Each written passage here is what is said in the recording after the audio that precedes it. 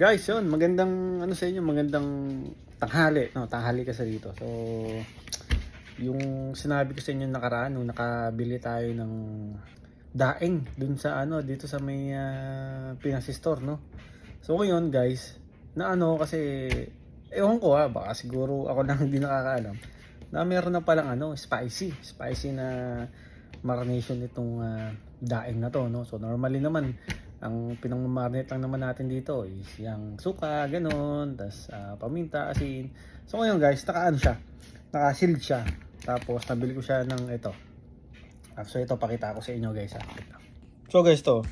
So kasi nung nakaraan, nag-check ako dyan sa Pinaster ko, ano ba yung pwede bang makain na iba naman, no? So nakita ko tong ano na to, daing, no? So milk fish, no? From Sarangani, no? So, ngayon guys, ito sasabi ko sa inyo kanina na spicy. So, meron na pala nito, no?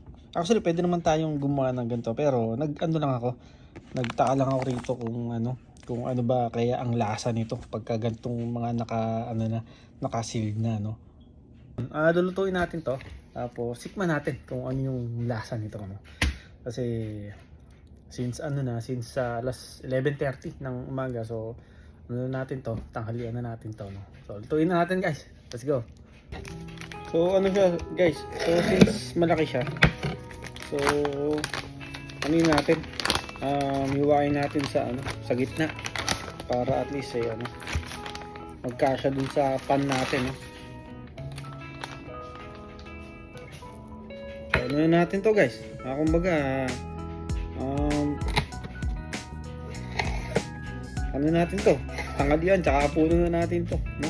So, malaki to masyado. Tayo hindi naman tayo malakas kumain lalo sa gabi. Pag sa gabi kasi ano na ang inaano ko, tinapay na lang tayo. So yan, so tuloy na natin.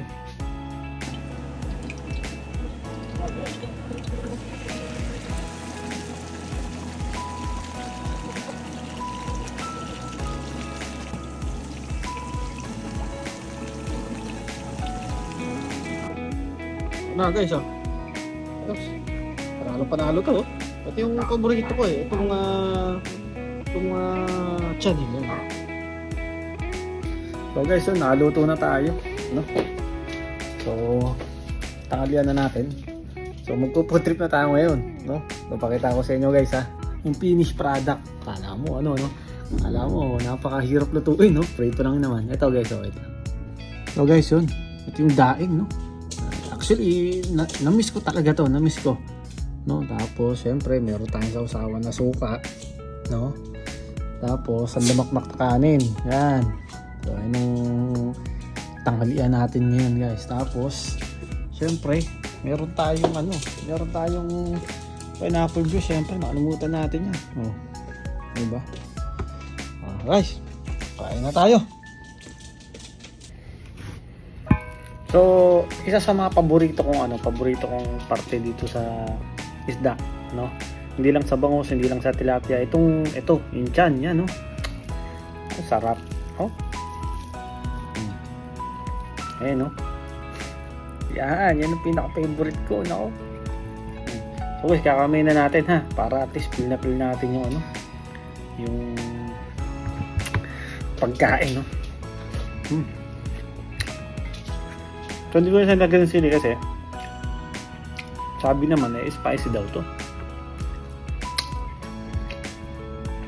Spicy nga ba?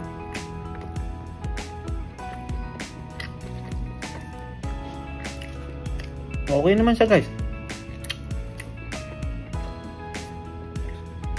Okay.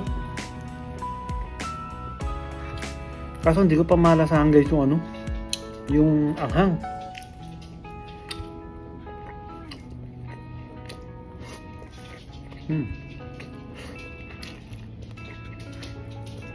Pero okay naman siya guys, masarap siya. Tapos yung pagkakatimpla niya tama lang.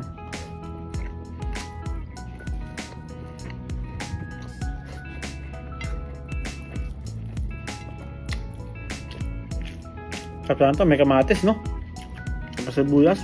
Hindi nga, nakalimutan nga lang talaga natin bumili ng ano kanina. Kamatis tsaka sibuyas. Ayun. Parang guys, kain muna kami ha. Okay, bye.